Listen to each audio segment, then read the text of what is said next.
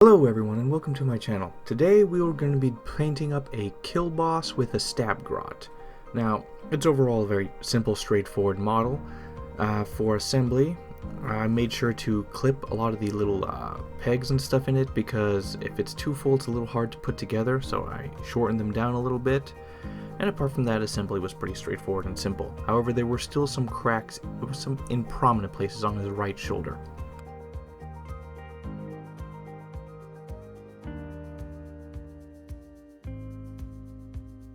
So we took some milliput and we filled that in. It's really hard to film though because it keeps falling off, so it takes a long time. So I'm not going to show you me spending like 5 minutes struggling to get it to adhere. And then after it's on finally and stuck on there, we then take water and an old brush and we basically just sand it smooth until it is indistinguishable from the area around it. And then with Bright Touch General Purpose Gray Car Primer, we're going to prime all the models. And we're going to keep the shield separate because it'll be easier to paint that. And with Liquitex Modeling Putty, we will apply this to the bases after the priming is all done and dry. And now with Elysian Green, Auric Flesh, Nurgling Green, Lamian Medium mixed with Anthonian Camo shade, we're going to paint the skin. We're going to start off with Elysian Green, and note that everything we do with the KillaBoss is also going to be done with the Stab Grot as well.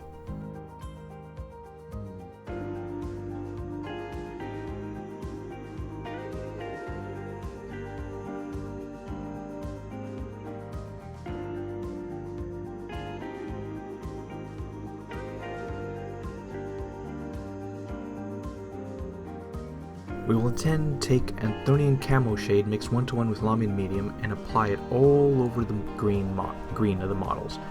And then once that is done, we will then take Elysian Green, and then we're basically going to paint 90 to 95% of the entire model, except for the deepest, darkest recesses, the folds, parts around the neck and stuff, because there's armor everywhere blocking out the sun.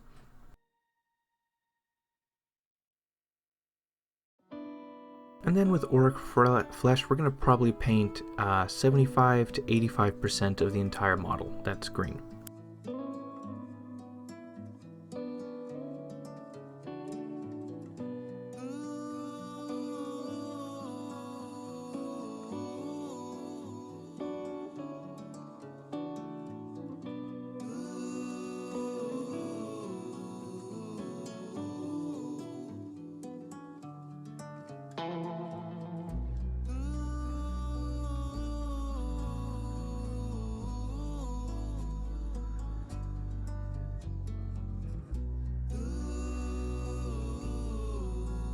And now with a 1:1 mix of Auric Flesh and Nurgling Green, we're going to paint around a quarter to a third of the model. We're going to highlight on the edges, the most raised areas, the folds. His fingers are pretty square so you can see straight lines there, stuff like that. But we will not be painting the feet. They're done with that.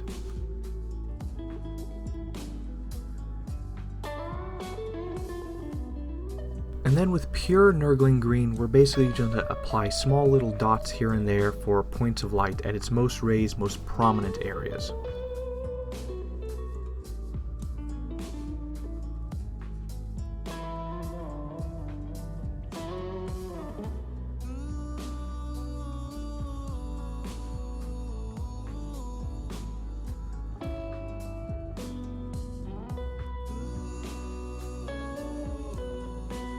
And now with Thondia Brown, Mournfang Brown, Doombolt Brown, Gorthor Brown, Nuln Oil mixed with Lamian Medium, we're going to be painting his leather.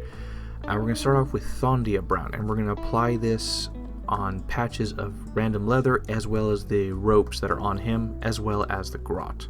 And as all this is going on, what you're going to see me do is basically a process. I'm going to go with Mournfang Brown, Doombolt Brown, and Gorthor Brown as well, and we're just going to paint onto random pieces of leather.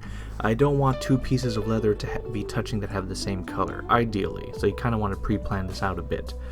And because he has leather on his waist and on his back is a cloak, and the grot has it too, so just have fun with that. And basically what I'm going to do is I'm going to apply the base color, then I'm going to take a 2:1 Nuln Oil and Lamian Medium, and I'm going to apply it all over, because I just wanted like a strong strong dark color to darken it. And then basically what happens is I highlight and wash 2 more times. I highlight all the colors again, focusing on their edges in the most raised areas. Then I apply the Nuln Oil again, then I highlight again, and then I apply the wash again. So all in all, 3 layers and 3 washes ending on a wash.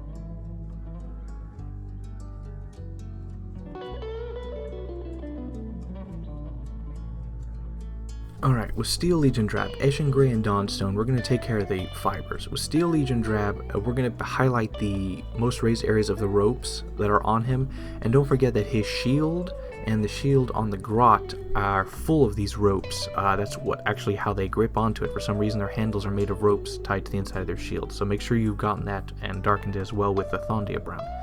And then with Eshin Grey, we're going to paint all the stitches holding all the leather together, and then with Dawnstone, we will highlight all these stitches with Dawnstone.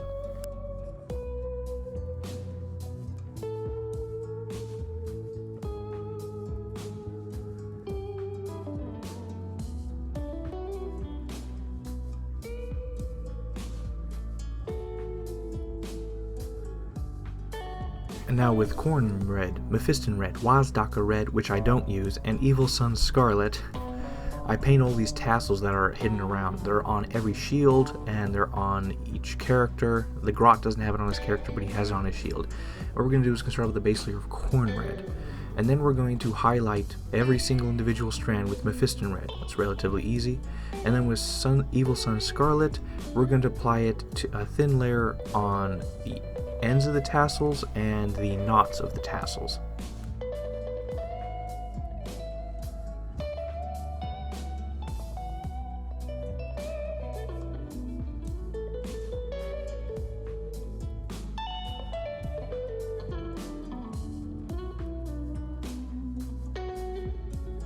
And then with Corvus Black and Eshin Grey, we're going to paint the handle. With Corvus Black, we're going to start off with Corvus Black, and then we're just going to draw straight lines with Eshin Grey all along the handle. Simple, easy, done.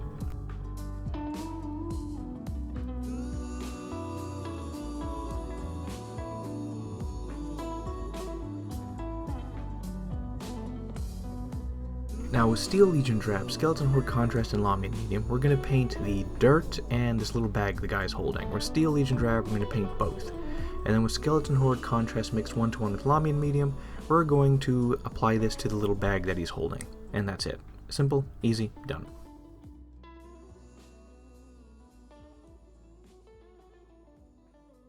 Alright, with Antonio Camo Shade and Lamian Medium and Evil Sun Scarlet, we're going to paint his face, or we're going to add more detail into it. So we're going to start off with a 1-to-1 layer of Anthonian and Lamian Medium to highlight more of the details, to add more depth into there, so to make his facial features more prominent. And then with Evil Sun Scarlet, which is a bright red, we're going to take it with a very tiny brush, and we're just going to tap, tap, tap, tap, apply. If there's too much excess on the brush, just touch a paper towel with it so that it drains the excess, and then go to it. Better to keep adding less and with little amounts than to have a bunch that just spills everywhere. And now all non-metallics are finished, so with AK Interactive we're going to apply it all over the models with an airbrush.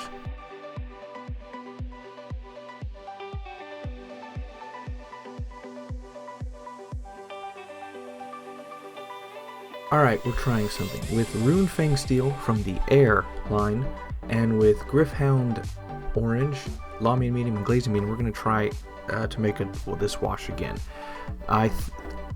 Basically I wanted to try it orange to see how that would work. I applied on all the metal shields and some of the back armor on the guy, and I think that I added too much Glaze Medium and Lamian Medium for this amount, because it seems a little too liquidy and too transparent.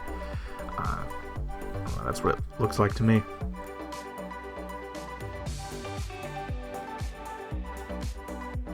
I then take Skeleton Horde Contrast mixed 1-to-1 with Lamian Medium, and then I just applied it on all the red stuff, or really orange stuff, to add more depth to it.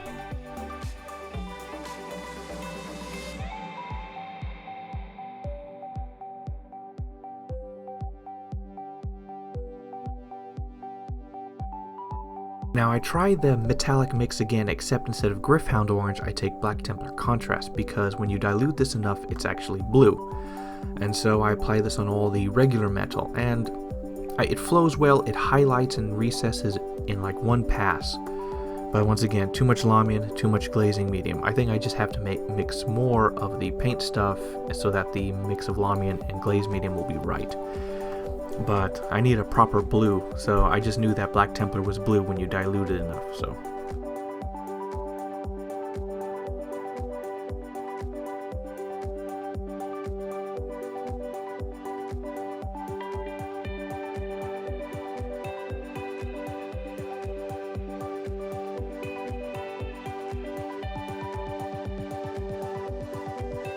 And now with Brass Scorpion, Skeleton Horde Contrast and Lamian Medium, and Retribute Armor, we're going to paint the brass. So I'm going to start with Brass Scorpion. On all the brass he has some like the stomach and side plates, as well as 2 sets of his horns on the right and left head, and of course the guy on the ground.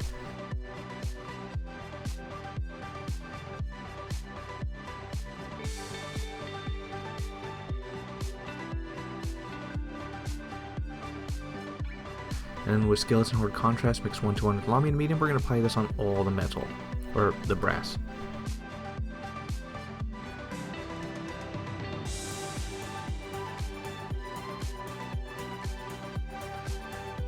And then we will do a 1-to-1 of Brass and Retributor and highlight everything.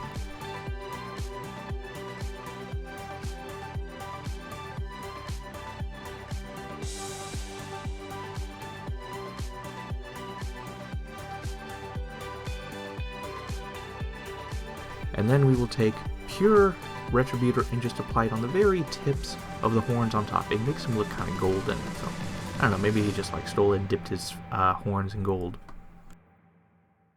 The metals are too dark and a bit too dull.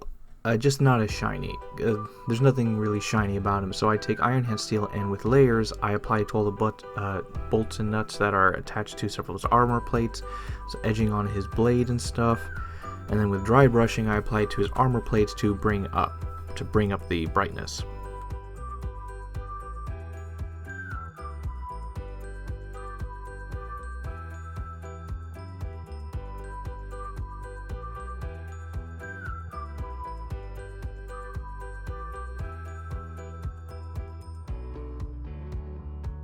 And then with this oxide color, I apply it to random places on his armor and the bolts all around in order to just add some flavor to it.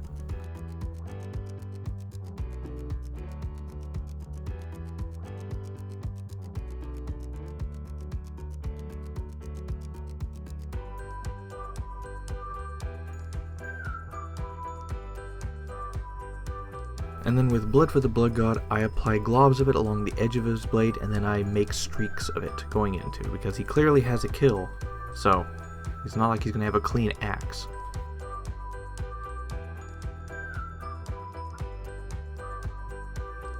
And then with Liquitex Matte Varnish and Vallejo Natural Umber, we are going to apply this all over the base. With 4 drops of water to 1 drop of matte varnish in there, and we're just going to apply it all over the base. However, I probably should have added more pigment powder because it was a little bit too watery, which basically means that it's not really going to show up on his feet, like making a dirty footprint on the armor, but it is going to pool on all the on the base and all its recesses. And pretty much done. Just base the edges whichever color you like, in my case Mournfang Brown, and I can kind of call it here done. Well, I mean, this model is pretty much the same as the previous ones, so I experimented a bit with the metals to try to make things interesting, but well, so-so. Yeah, pretty much just so-so. I'm getting a little bored with the Cruel Boys because there's very little left to do. I mean, there's a lot of infantry left. I think there's like 13 models left, and not including the other KillaBoss that's mounted on something. I'm probably not going to make videos on the infantry, but I am going to do the KillaBoss next, the one that's mounted, because he'll be more interesting. So, I mean, well, overall, I mean, I experimented, tried some stuff. He feels a little lackluster. I'm going to go with an 7 out of 10 overall, because I wasn't really inspired with the base. I really couldn't make heads or tails because I never painted Stormcast Eternal in the in this decade. Yeah. Alright then, I'll be off. So, like the video if you liked the video, dislike it if you disliked it, comment if you want to comment, share it if you want to share it, and subscribe for more, because I'll be back. And, oh yeah, I apparently started an Instagram recently, and it'll just showcase images of what I'm working on, what I do, and if I ever do something that I won't make a video on, it'll probably be there. And I'll probably show pictures there sometimes before the video comes out, maybe not. It all depends. But anyway, see you. Bye.